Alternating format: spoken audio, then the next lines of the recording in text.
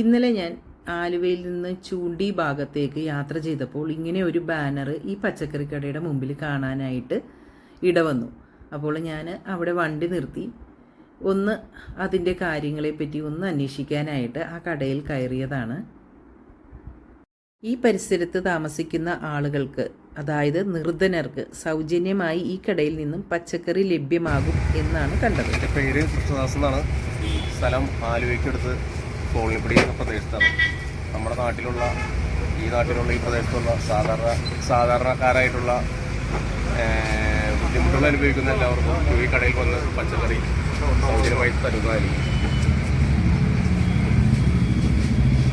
ഇപ്പം എങ്ങനെയാണ്, ആളുകൾ വരുന്നുണ്ടോ? വരുന്നുണ്ട്. സ്ഥിരമായിട്ട് വരുന്നവരാണോ? കൂടുതലുണ്ട് സ്ഥിരമായിട്ട്. Thank you.